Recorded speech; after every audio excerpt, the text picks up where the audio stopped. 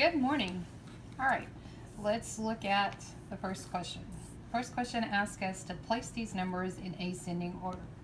Well, before we can place anything in any order, we have to have them all in the same form. And the easiest form is decimals. So let's look at the first one. So the first thing we need to do is change 2/3 to a decimal. So 2 divided by 3 gives us 0.666 repeating. So we're going to use two places. Well, we'll use three places since we already have one here. So 666 repeating. Okay. Then 66%. Well, to change a number from percent to a decimal, percent is always out of 100. So 66 divided by 100 is 0.66. And then 3/5, 3 divided by 5 is 0.6. And then finally, we already have 0.65 because it's already a decimal.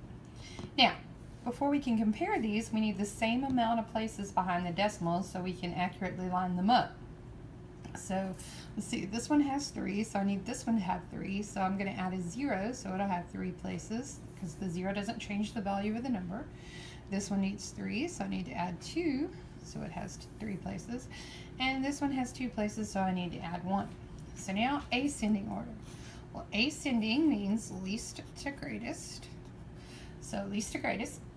So I'm looking for the one that appears to be the smallest. So I pretend the decimals aren't there so that I can line them up. Well, I would have 666, 660, 600, and 650. So the smallest thing I have here would be 600. So 3/5 would come first. All right.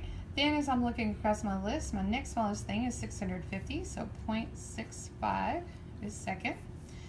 And so now I have 666 or 660. Well, 660 is less, so 66%. And then finally, 2/3. So if I place these in ascending order, I would have 3/5, 0.65, 66%, and 2/3. All right, second question, I have to determine if this is a function.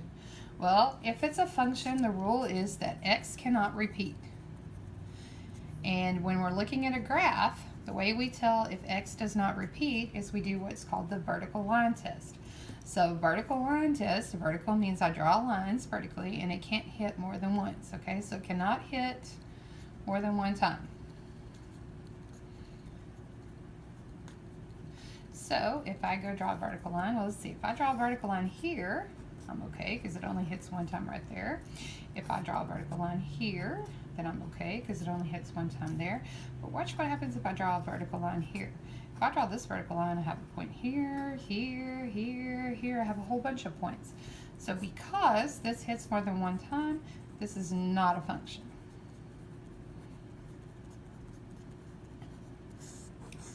Okay. The next question asks us to find the mean absolute deviation. Well, if I'm going to find the mean absolute deviation, the first thing I have to do is find the mean. So to find the mean, I add up all the numbers and divide by how many numbers. So I have 250 plus 255 plus 275 plus 230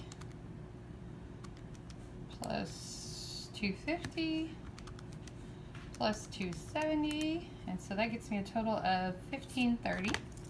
So 1530 divided by, well, let's see, there's 1, 2, 3, 4, 5, 6 numbers.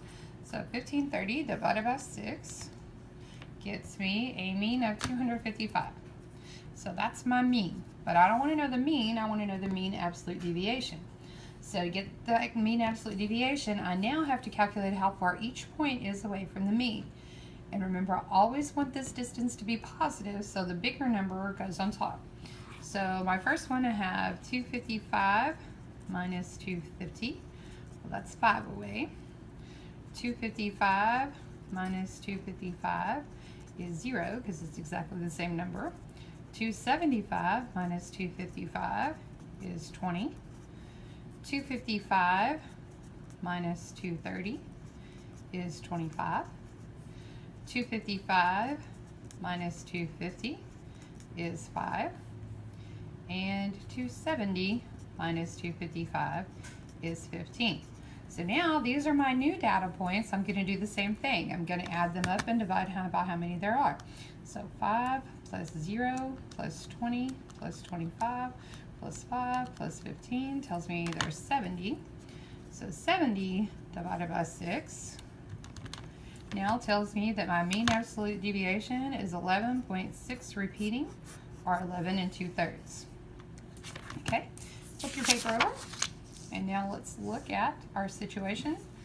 So we have a situation here where we're opening an account with $200. So we know at 0 we have $200. So when we open the account we have $200.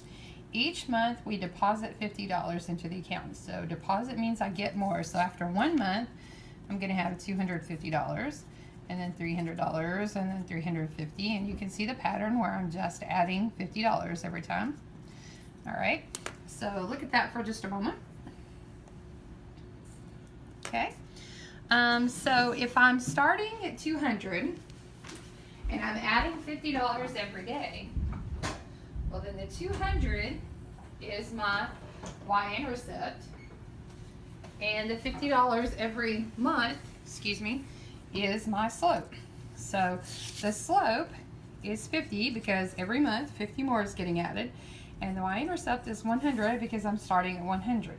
Well, remember my equation is y equals mx plus b, and so the m is the slope and b is the y-intercept. So slope would be y equals 50x plus 100. So now I can use that information to fill in my process here. So 50 times 0 plus 100, 50 times 1 plus 100, 50 times 2 plus 100, and you can see the pattern. So go ahead and finish filling in your pattern.